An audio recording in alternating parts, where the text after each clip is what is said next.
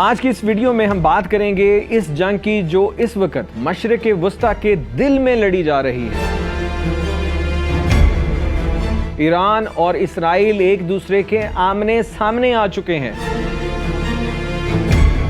اور سوال یہ ہے یہ سب کچھ کیوں ہو رہا ہے، اس کے پیچھے کیا راز ہے اور اس میں عالمی طاقتوں خاص طور پر امریکہ کا کیا کردار ہے۔ یہ صرف ایک علاقائی جھڑپ نہیں بلکہ ایک ممکنہ عالمی بحران کی شروعات ہو سکتی ہے۔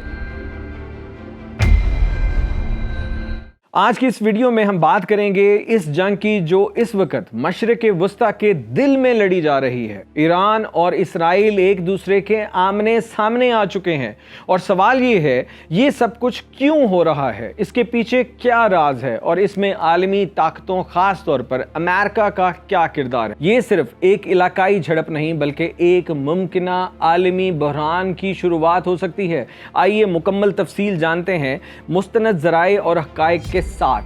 ابتدا کہاں سے ہوئی؟ یہ تنازع شدت اختیار کرتا ہے 13 جون 2025 کو، جب اسرائیل نے ایران کی جوہری تنصیبات پر بڑے پیمانے پر فضائی حملے کیے۔ یہ کوئی نئی دشمنی نہیں، ایران اور اسرائیل برسوں سے ایک دوسرے کے خلاف بیان دیتے آ رہے ہیں، لیکن اس بار بات صرف بیانات تک محدود نہیں رہی۔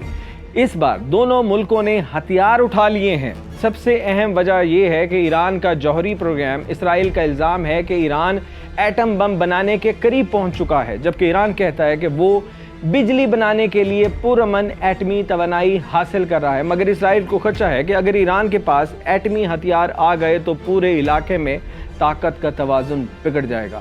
اسرائیل نے پہلے حملہ کیا، ایران کی تنصیبات کو نشانہ بنایا۔ جوابی کارروائی میں ایران نے بھی راکٹ، میزائل اور ڈرون استعمال کیے۔ اس کے بعد ایران نے شدید جوابی کارروائی کرتے ہوئے 150 سے زیادہ میزائل اور 100 سے زیادہ ڈرونز اسرائیل کی طرف داغے۔ دونوں طرف جانی مالی نقصان ہوا۔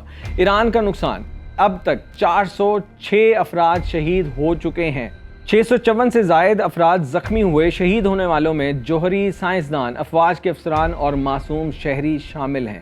کئی حساس تنصیبات مکمل طور پر تباہ۔ اسرائیل کا نقصان، ایران کے میزائل حملوں میں کم از کم 16 اسرائیلی افراد ہلاک ہو چکے ہیں، 300 سے زائد افراد زخمی ہو چکے ہیں۔ کئی فوجی اڈے، ریڈار مراکز اور مواصلاتی نظام متاثر ہوئے۔ انسانی بحران اور خوف، ایران کے بڑے شہروں خصوصاً تہران اور اصفہان میں عوام میں شدید خوف پایا جاتا ہے۔